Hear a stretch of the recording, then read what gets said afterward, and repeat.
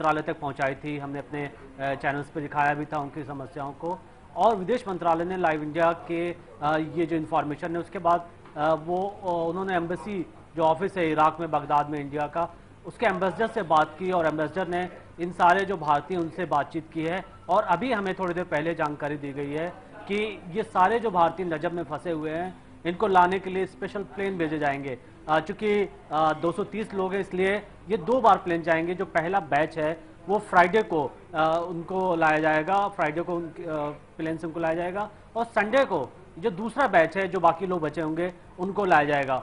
दूसरी बड़ी बात कि कई लोगों का ये भी कहना है कि कंपनी, जिस कंपनी के थ्रू वो गए थे, तुर्किश कंपनी है ये, जिसके थ्रू ये 230 भारतीयों को वहां पे जॉब मिला था, कॉन्ट्रैक्ट पे गए थे, उन तुर्किश कंपनी के खिलाफ भी विदेश मंत्रालय कार्रवाई कर सकता है या उनसे जवाब तलब कर सकता है अगर इन कंपनी के लोगों ने किसी तरीके की मदद करने से इनकार किया। तो ये जो लाइव इंडिया ने जिस तरीके से सामने रखी, उसके बाद विदेश मंत्रालय ने ये फौरी तौर पर कदम उठाया है।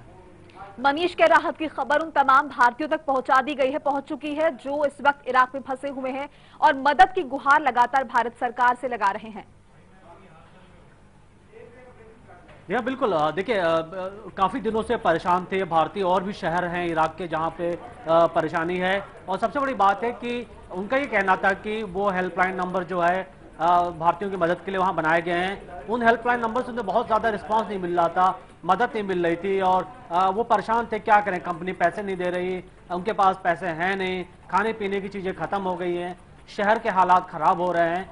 और उनके घर के लोग, तमाम हमारे ये जो इंडियंस हैं उनके घर के लोगों से बात हुई, वो परेशान है, चाहते हैं कि किसी तरीके से उनके घर के लोग वापस आए। तो ये बहुत बड़ी संख्या है 230 भारतीयों की। और हालांकि इस बात को लेकर के नाराजगी जरूर थी, लेकिन देर आए दुरुस्त आए। विदेश मंत्रालय की यहाँ तारीफ करनी होगी कि उन्होंने तुरंत अपने कदम उठाए, यहां से इंटरवीन किया गया। भारत के जो विदेश मंत्रालय है उन्होंने अपने वहां मिशन को फोन किया और सारी चीजों को लेकर के कहा कि वो तुरंत कार्रवाई करें, तो बड़ी राहत है। मनीष, कुछ देर पहले हम चर्चा भी कर रहे थे इस विषय में कि महंगाई भी काफी बढ़ी है, वहां पर लोग रिचार्ज नहीं कर पा रहे अपने फोन, जिससे कि घर वालों से बातचीत कर सके, खाना नहीं मिल पा रहा है, बासी खाना खाने को मजबूर है। क्या इस दिशा में भी फौरी तौर पर कोई राहत दिए जाने की तैयारी है विदेश मंत्रालय की तरफ से? देखिए, विदेश मंत्रालय का कहना है कि ये जो भारतीय हैं 230, इन सभी लोगों ने अपनी कंपनी से रिजाइन कर दिया था, इसलिए इनको तनख्वाह मिल नहीं रही थी, पैसे मिल नहीं रहे थे। और कंपनी ये कह रही है कि अब जब आप हमारी कंपनी में काम करते हैं तो हम, जब आप काम नहीं करते हैं तो हम आपको पैसे क्यों दें। लेकिन सवाल ये है कि भारत सरकार की क्या जिम्मेदारी है। अगर कोई भारतीय किसी भी दुनिया के देश में फंसा है तो क्या उसको हम भूखे मरने के लिए छोड़ देंगे, क्या उसको हम खाने का इंतजाम नहीं करेंगे?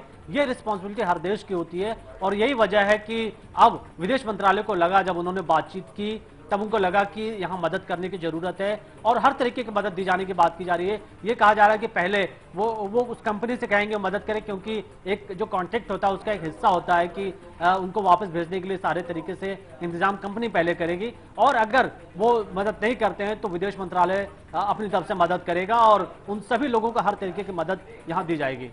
मनीष, जैसा कि आपने बताया कि पहला जत्था 100 लोगों का शुक्रवार को भारत लाया जाएगा, और उसके बाद क्या कुछ होना है, उसके आगे क्या रणनीति तैयार की है विदेश मंत्रालय ने, बाकी लोगों को किस तरह से लाया जाएगा? देखिए, इराक के कई शहर में भारतीय फंसे हैं। कुछ ऐसे शहर हैं जहां पे बहुत ज्यादा चरमपंथी जो वहां मिलिटेंट ग्रुप्स हैं अलग अलग, वो कब्जा उन्होंने जमा लिया है, लोगों को मार रहे हैं। तो ऐसे टाइम में वहां भारतीय फंस गए हैं और उनको कैसे लाया जाएगा, इसका जवाब सच देखा जाए तो विदेश मंत्रालय के पास नहीं है।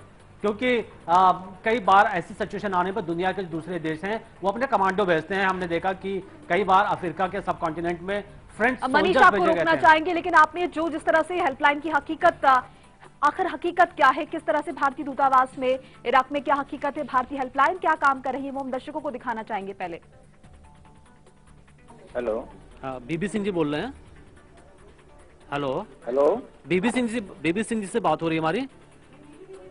नहीं, बताइए आप कहाँ से बोल रहे हैं? सर, मैं मनीष शुक्ला मेरा नाम है, मैं दिल्ली से बोल रहा हूँ, और मेरी जान पहचान के कुछ लोग हैं, 230 लोग हैं सर, वो नजब शहर में हैं, भारतीय हैं। और वो जो आपका हेल्पलाइन नंबर है सर, वो उस पर फोन कर रहे हैं और वहां से कोई मदद नहीं मिल रही है। किस चीज़ का मदद चाहिए, कैसा मदद चाहिए आपको? उनको ये मदद चाहिए सर कि वो वापस आना चाहते हैं अपने देश में, उनके पास पैसे नहीं है, फोन रिचार्ज करने के पैसे नहीं है, खाना नहीं है। तो इस कंपनी में काम कर रहे हैं, कंपनी पैसा नहीं दे रही है क्या? सर वो कह रहे हैं कि कंपनी कोई खास मदद नहीं कर रही नहीं, है। आप ये बताइए पहले बताइए, आपकी कंपनी में काम कर रहे हैं तो उनके पास फोन चार्ज करने का पैसा नहीं है क्या? सर वो तो कह किस रहे हैं कंपनी में काम कर रहे हैं आप मेरे को डिटेल्स भेज देंगे?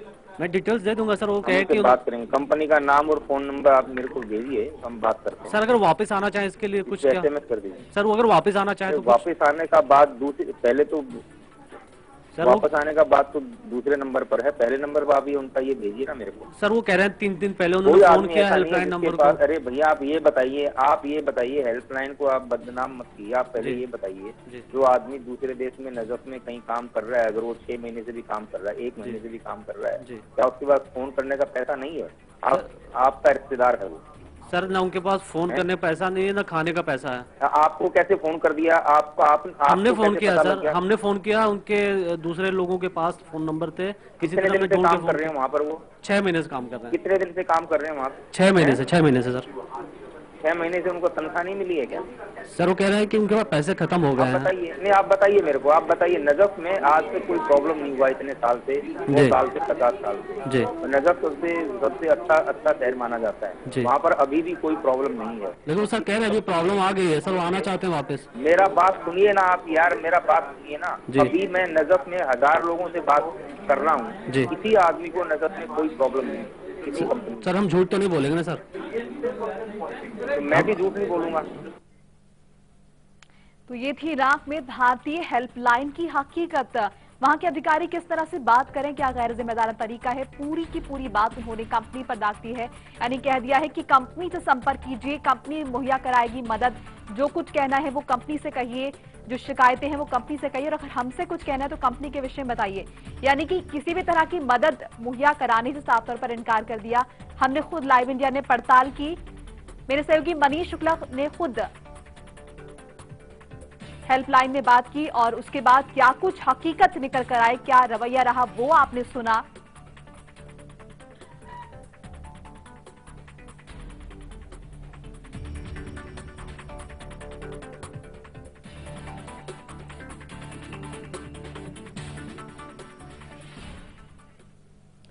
तो ये थी इराक में भारतीय हेल्पलाइन की हकीकत। लेकिन अब सुनाते हैं आपको कि आखिर क्या दर्द है उन लोगों का, किस तरह से मदद की गुहार लगा रहे हैं वो भारतीय जो इराक में फंसे हुए। लाइव इंडिया ने खुद उन लोगों से बात की, आपको सुनाते हैं। धनंजय, कैसा महसूस करें आप इराक में, किस तरह की स्थिति है, क्या सुरक्षित महसूस कर पा रहे हैं? अभी तो सुरक्षित है अभी, लेकिन जैसे दूतावास से हमको कोई हेल्प नहीं मिला है। बोल रही है शुक्रवार को भेजेंगे, लेकिन भेजेगी या नहीं भेजेगी कोई क्लियर नहीं हमको लग रहा है। किस तरह की स्थिति वहां पर बनी हुई है, क्या आप लोगों को जान का खतरा है? हाँ, जान का खतरा, सभी लोग टेंशन में हैं। यहाँ पर 230 आदमी लगभग हैं। क्या सरकार वहां के जो दूतावास से क्या कुछ बात हुई है आप लोगों की, क्या कुछ कहा गया उनकी तरफ से? दूतावास फोन कर बोले कि आपको कंपनी जब हेल्प दे रही है तो देख लीजिए, उसके बाद हम, कंपनी नहीं दे रही है शुक्रवार को हेल्प, उसके बाद हम आपको वहां से हेल्प भेजेंगे या जो भी करना करेंगे। कंपनी जब नहीं करेगी तो। धनंजय, आपके साथ जी, आपके साथ और कितने भारतीय फंसे हुए हैं, कितने और साथी हैं आपके जो वापस लौटना चाहते हैं? 230 आदमी हैं यहाँ। जो हेल्पलाइन दी हुई है इस वक्त इराक में, उससे किस तरह की मदद मिल रही है आप लोगों को? यहाँ कोई मदद नहीं मिली अभी तक। किस तरह की परिस्थिति महसूस कर रहे हैं आप, आसपास किस तरह का माहौल है वहां पर धनंजय? यहाँ सभी लोग तनावग्रस्त हैं, एकदम हमेशा टेंशन में बैठे हैं या खड़े हैं, जो भी जहाँ भी हैं वो लटकाए हैं। कोई धनंजय, ये जो हेल्पलाइन जारी की गई है, क्या आपने इसका उपयोग किया है, आपने फोन किया है इस पर? हम नहीं, हमारे फोरमैन ने फोन किया था। खाने पीने की बात करें तो क्या व्यवस्था है, क्या वो आपको ठीक से मुहैया हो पा रहा है, क्या इस दिशा में भी कोई दिक्कत है? जो हमेशा कंपनी दे रही थी वो खाने पीने की व्यवस्था मिल रही है, अभी खाने पीने में कोई दिक्कत नहीं है। अच्छा, जो कंपनी आपको वहां ले गई है वो किस तरह से मदद कर रही है आपको? क्या जो आपकी कंपनी है वो किस तरह से मदद कर रही है आपको? कंपनी बोल रही है तो शुक्रवार को भेजेंगे कुछ 100 आदमी को एक बार में। जी धनंजय, क्या कहाँ आपके तक सही है यह तो नहीं। धनंजय, क्या आपके आसपास और भी कुछ भारतीय मौजूद हैं, उनसे बात करना चाहेंगे?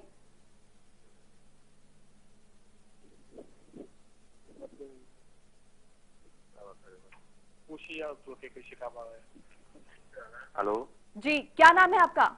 हेलो जी, क्या आपको आवाज? जी, नाम है। आप कहाँ के रहने वाले हैं भारत में?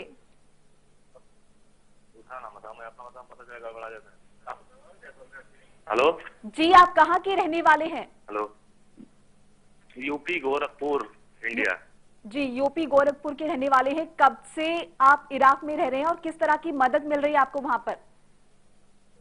मैडम मदद तो फिलहाल में प्रेजेंट टाइम में कुछ भी नहीं मिल रहा है जी, और सिचुएशन तो फिलहाल बहुत ही खराब है यहाँ पे। मतलब कोई चांस नहीं है फिलहाल किसी का बचने का। यहाँ उम्मीद तो मतलब ऐसे ही लगाया जा रहा है, बाकी ऊपर वाले के ऊपर है। कंपनी कोई मदद नहीं कर रही फिलहाल। बोल रही है कि फ्राइडे को फ्लाइट होगा, कि मतलब 100 लोगों का होगा। अभी क्या सही क्या गलत है कुछ कहा नहीं जा सकता है जब तक कोई सामने वो नहीं आता है। आपके शहर में क्या आतंकी पहुंच चुके हैं? किस तरह के हालात वहां पर हैं? अभी नहीं फिलहाल तो बगदाद में है और बगदाद से हम लोग 180 किलोमीटर दूर हैं अभी फिलहाल। करबला सिटी है, वहाँ पे हम लोग। वहां के जो लोकल लोग हैं, जो इराक के लोकल लोग हैं, वो क्या आप लोगों को मदद करे? अगर कर रहे हैं तो किस तरह से? नहीं कुछ नहीं, कोई नहीं। सब तुर्की लोग थे। वो कंपनी तुर्की की कंपनी है मैडम, तो आधे से अधिक लोग जा चुके हैं। बाकी जो बचे हैं फ्राइडे को चले जाएंगे। बाकी इंडिया वाले बचे हैं वही। और आपकी जो कंपनी है वो किस तरह की मदद कर रही है आपको? वो कुछ मदद नहीं, कोई हेल्प नहीं है। आपके कुछ और साथी वहां पर मौजूद होंगे जो भारत से ताल्लुक रखते होंगे, उनसे बात करना चाहेंगे? बहुत सारे मैडम, 250 बंदे लोग हैं। लीजिए बात कीजिए।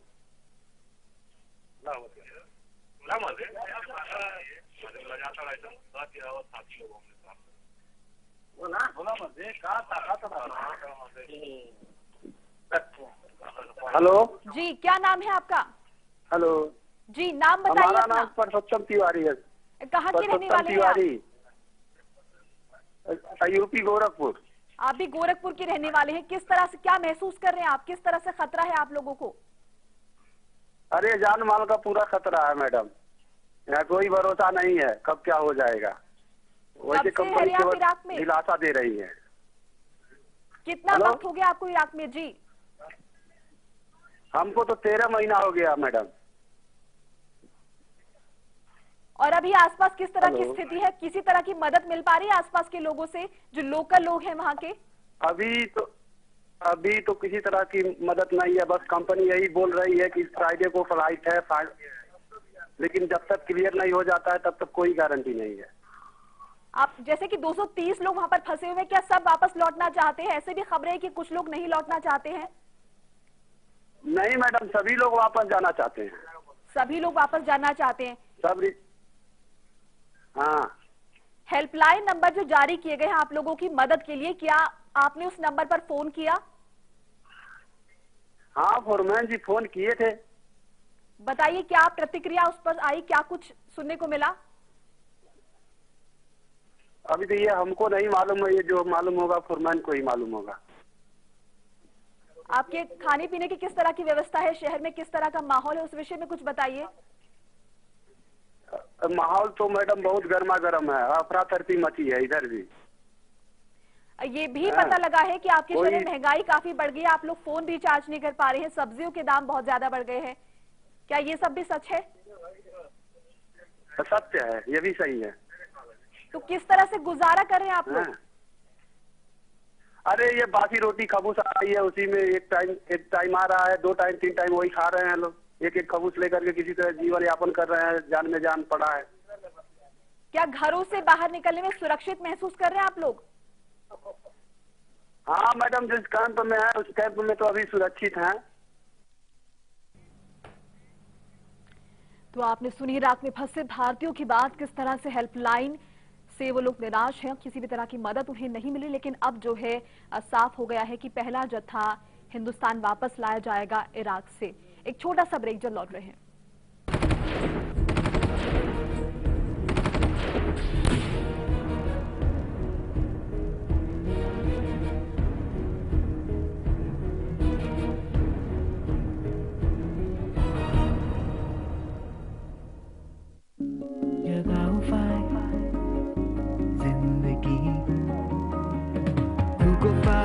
मुस्कुराओ तो सही, रूठे को मनाओ दो थोड़ी सी खुशी।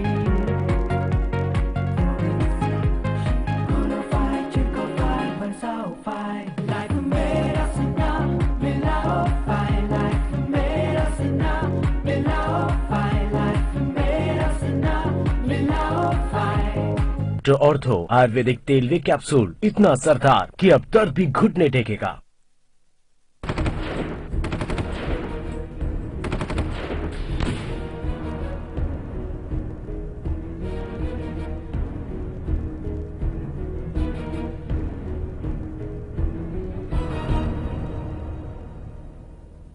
इराक में फिलहाल जो आग लगी है उसकी लपटें भारत तक पहुंच रही हैं।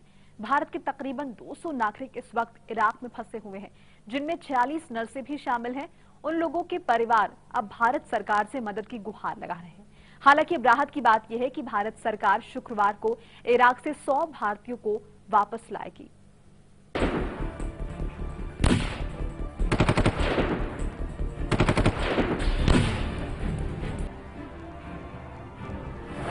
इराक पर कहर,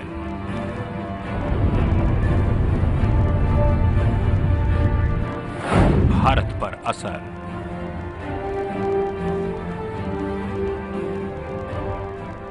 इराक के बिगड़ते हालात के बीच करीब 200 हिंदुस्तानी भी सुरक्षित ठिकानों की तलाश में हैं। जिनके अपने इस वक्त इराक में हैं, वो अब भगवान से उनकी सलामती की दुआ मांग रहे हैं। विदेश मंत्रालय का दरवाजा खटखटा रहे हैं या फिर इराक में भारतीय दूतावास से फरियाद लगा रहे हैं। गुरविंदर कौर का भाई कुछ वक्त पहले ही नौकरी के लिए इराक गया था, लेकिन शुक्रवार से हालात बिगड़े तो भाई की बेचैनी भी बढ़ गई। 2 दिन से भाई का फोन नहीं आया और न ही भारतीय दूतावास से कोई जवाब मिला। कॉल आ रही थी रेगुलरली कि यहाँ क्राइसिस है, हमें वापस आना है, और वेडनेसडे को उसका 11:30 के नियर बाय कॉल आई कि हमारी कंपनी वाले हमें छोड़ के जा चुके हैं और हमें कोई हेल्प चाहिए। तो उसके बाद से भी सर 2-3 बार उससे बात हुई है, कल के बाद तो बिल्कुल भी बात नहीं हुई। कुछ यही हाल केरल के इस परिवार का भी है, जिनकी इकलौती बेटी इराक के एक अस्पताल में नर्स है। शुक्रवार को बेटी ने फोन पर घर वालों को इराक के हालात की जानकारी दी थी, लेकिन उसके बाद से घर वालों की चिंताएं बढ़ती जा रही हैं। इराक के हालात पर भारत सरकार की नजर बरकरार है। विदेश मंत्रालय ने 15 जून को ही इराक में रह रहे भारतीयों के लिए एक एडवाइजरी जारी की थी। इराक में भारतीय दूतावास में 24 घंटे शुरू रहने वाली हेल्पलाइन भी शुरू कर दी गई है। The Embassy of India in Baghdad is providing us updated reports on their contacts with the Indian nationals in the affected areas. खुद बीजेपी के खेमे से ये मांग भी उठ रही है कि भारत सरकार को इराक में फंसे हिंदुस्तानियों के लिए विशेष विमान भेजना चाहिए। भारत सरकार को 20 जेट के फाइटर जेट के एक स्क्वाड्रन भेजनी चाहिए बगदाद को, और एक ट्रांसपोर्ट प्लेन भेजनी चाहिए, और हमारे सारे लोगों को उसमें बैठा के वापस लानी चाहिए। बात सिर्फ हिंदुस्तानियों को वापस लाने की नहीं है, बल्कि इराक में बिगड़ते हालात भारत की अर्थव्यवस्था पर भी असर डाल सकते हैं।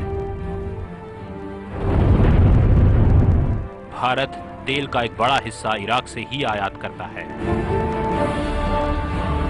ऐसे में इराक के हालात का भारत पर सीधा असर पड़ सकता है। I think the issue on Iraq is still it's an area of uncertainty. As we know, the oil resources are in the south, still not directly affected by the fighting, but it is an issue that we are watching. and of course, all should be concerned with the fighting in the area. Iraq से भारत के रिश्ते बेहतर रहे हैं, दोनों देशों के बीच व्यापार भी बढ़ा है। यही वजह है कि भारत सरकार इराक को हर मुमकिन मदद की पेशकश भी कर चुकी है। Bureau report, live India. और विदेश मामलों की जानकारी इस पूरे मामले को किस तरह से देख रहे हैं आपको बताएंगे, लेकिन एक छोटे से ब्रेक के बाद।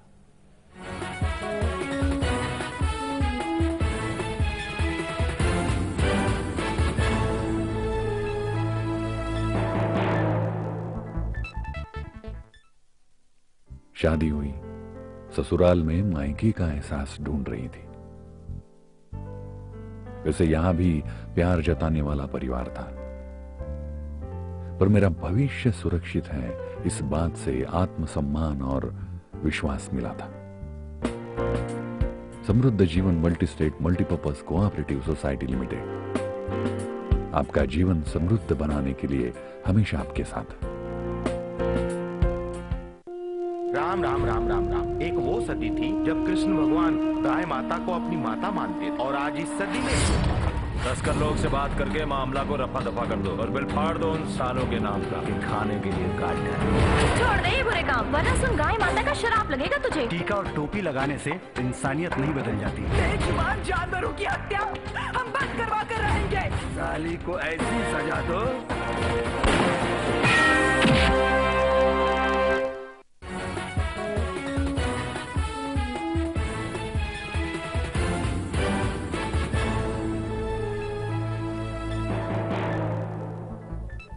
ब्रेक के बाद स्वागत है आपका। इराक पर संकट भारत के लिए भी चिंता का सबब है। विदेश मामलों की जानकारी इस पूरे मसले को किस तरह से देख रहे हैं, आइए देख लेते हैं। ये लोगों का मानना ये है कि शिया जो है, जो बहुमूल्य है, जो वहाँ पे मेजॉरिटी में है, ये इनका मानना है कि ये वहाबी सल्फी आइडियोलॉजी के ये लोग हैं, और इनका मानना ये है कि शिया मुसलमान नहीं होते, और इनका कहना ये है कि हम शिया हुकूमत के अंडर में गवर्न नहीं होंगे, हम इस्लामिक हुकूमत बनाएंगे और उसके तहत ही गवर्न हो सकते हैं। अब इसीलिए उन्होंने कहा है कि इराक, शाम यानी सीरिया में मिला के ये एक खिलाफत कायम करेंगे। अगर ये दोनों मुल्क मिल जाते हैं तो शिया फिर माइनॉरिटी में हो जाएंगे और दोबारा से असली इस्लामिक रूल लगाएंगे, जो आज से जो इस्लाम के शुरुआती दौर में था, जिसमें बाहर का कोई कल्चर नहीं होगा, कोई मुस्लिम। एक तो सुन्नी के अंदर एक सेंस ऑफ विक्टिमाइजेशन ऑलरेडी था, क्योंकि उनके पास सत्ता था, वो खो गए थे, उनके अंदर एक फियर था। दूसरे, अलमली के साथ जो कंसेंसस की जो पॉलिटिकल प्रोसेस होना चाहिए वो नहीं किए, परंतु सुन्नी के ऊपर अत्याचार किए।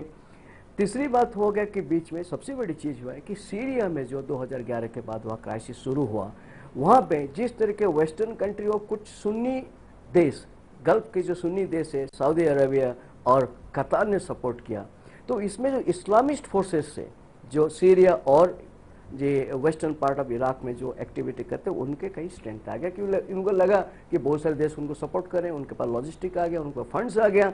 सुन्नी के जो थे वो ज्वाइन करना शुरू करते। पहले वो लाइक नहीं करते थे इस्लामिस्ट को, लेकिन देखिए उनके पास कोई और ऑप्शन है नहीं, तो ISIS को सपोर्ट करना शुरू कर दिया। उन्हीं की सपोर्ट की बलबूत में जनवरी महीना में 2014 में पहले टुकड़ा between 10 to 14% of territory Iraq की ऑक्यूपाई किए between Iraq and Syrian border पे ISIS ने। इसके बाद 5-6 महीने के अंदर स्लोली से बढ़ते रहे, बढ़ते बढ़ते मोसुल को अटैक किया। और इसी के साथ इस बुलेटिन में फिलहाल इतना ही। लाइव इंडिया पर खबरें लगातार जारी हैं।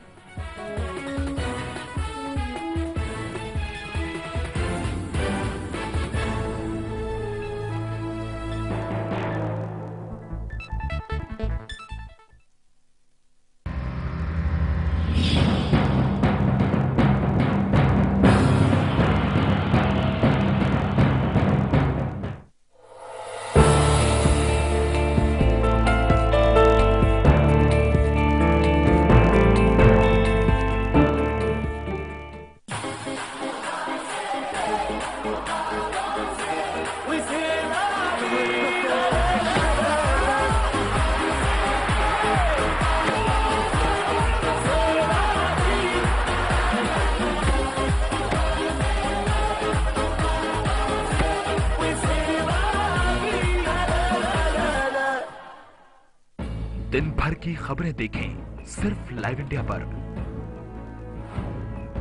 और अब खबरें आपके हाथ में, बस एक क्लिक दूर। लॉग ऑन करें www.liveindia.tv पर।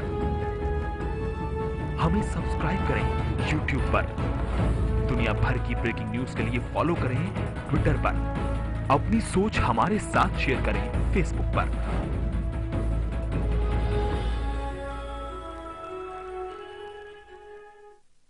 देश के कोने कोने से हर वो खबर जो जुड़ी हो आपसे, मुद्दा राजनीतिक हो या सामाजिक, देखिए दिन भर की हर बड़ी खबर 7 PM इंडिया और 9 PM इंडिया, सिर्फ लाइव इंडिया पर। राजनीति के गलियारे की हर खबर, संसद से 7 RCR तक, नजर है प्रधानमंत्री कार्यालय की गहमा गहमी पर। दिखाएंगे बंद कमरों की फाइलों और फैसलों का सच, रखेंगे पैनी नजर, लाएंगे हर खबर आपके पास पूरे भरोसे के साथ। लाइव इंडिया, खबर हमारी, फैसला आपका।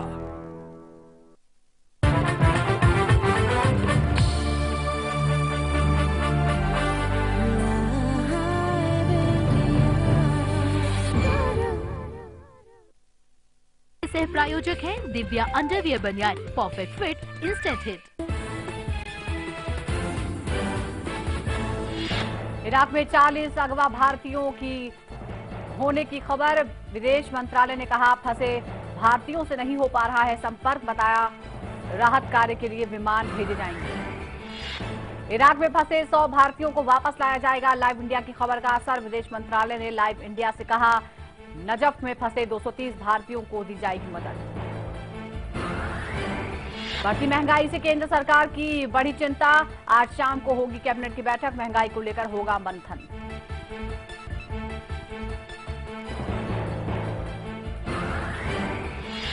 दिल्ली में सरकार बनाने को लेकर हलचल तेज। आम आदमी पार्टी के विधायक राजेश गर्ग ने बीजेपी पर संपर्क करने का लगाया आरोप। बीजेपी ने कहा सबूत पेश करें। मीनाक्षी लेखी को सीएम बनाने को लेकर लगे पोस्टर। जेडीयू को राज्यसभा की सीट के लिए समर्थन पर आरजेडी में गहराया मतभेद। आरजेडी की आज फिर होगी बैठक। विधायकों ने लालू यादव को किया अधिकृत। रेप के आरोप में फंसे केंद्रीय रसायन राज्य मंत्री निहाल चंद की बड़ी मुश्किलें। पीड़ित लड़की ने केस वापस लेने को लेकर दबाव बनाने का लगाया आरोप। पीड़िता ने सीबीआई से जांच की मांग। महाराष्ट्र में पुलिस भर्ती के दौरान अब तक 5 युवकों की मौत। 5 किलोमीटर की रेस के दौरान तबीयत हुई थी खराब।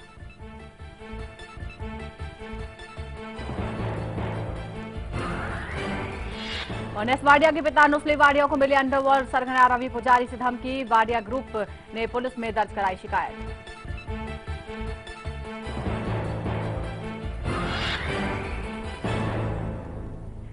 नमस्कार, लाइव इंडिया देख रहे हैं आप। मैं हूं सुजाता और सबसे पहले बात करते हैं केंद्रीय मंत्री की। रेप के आरोपों में फंसे केंद्रीय रसायन राज्य मंत्री निहाल चंद के खिलाफ दिल्ली बीजेपी मुख्यालय पर विरोध प्रदर्शन किया जा रहा है। कांग्रेस महिला मोर्चा ने यह विरोध प्रदर्शन किया। ये लोग निहाल चंद को हटाए जाने की मांग कर रहे हैं। आपको बता दें कि मोदी सरकार में राज्य मंत्री हैं निहाल चंद। राजस्थान से आते हैं ये और इन पर 4 साल पहले एक रेप का आरोप लगा था और अब पीड़ित का ये कहना है कि उस पर केस वापस लेने के लिए दबाव बनाया जा रहा है। पीड़ित ने केंद्रीय मंत्री पर रेप का केस वापस लेने धमकाने का आरोप लगाया है। पिछले दिनों कोर्ट ने निहाल चंद को नोटिस भी जारी किया था। पीड़ित परिवार ने निहाल चंद को हटाने की प्रधानमंत्री से मांग की है। इधर कांग्रेस ने भी निहाल चंद को हटाने के लिए दबाव बनाना शुरू कर दिया है। आपको बता दें कि एक महिला ने साल 2011 में जयपुर के वैशाली नगर थाने में एक FIR दर्ज कराई थी, जिसमें निहाल चंद मेघवाल समेत 16 और लोगों पर यौन शोषण का आरोप लगाया था, जिसमें उसका अपना पति भी शामिल था। जांच के बाद पुलिस ने साल 2012 में ये कहते हुए मामला बंद कर दिया कि आरोप झूठे और मनगढ़ंत है। लेकिन 28 जनवरी 2013 को महिला ने पुलिस की क्लोजर रिपोर्ट को न्यायालय में चुनौती दी। इसके बाद न्यायालय ने सभी 17 लोगों को नोटिस जारी किया और 20 अगस्त तक जवाब देने के लिए कहा था। दो तस्वीरें हम आपको दिखा रहे हैं। निहाल चंद जब उन्होंने शपथ ली उस वक्त की तस्वीरें हैं। हालांकि निहाल चंद का नाम अंत समय में जोड़ा गया, क्योंकि जो सूची पहले सामने आई थी उसमें भी निहाल चंद का नाम शामिल नहीं था, लेकिन सबसे लास्ट में उन्हें मंत्रालय में शामिल किया गया। राजस्थान के एकमात्र वो मंत्री हैं, लेकिन उसी दिन से विवादों में हैं, क्योंकि तभी ये बात सामने आ गई थी कि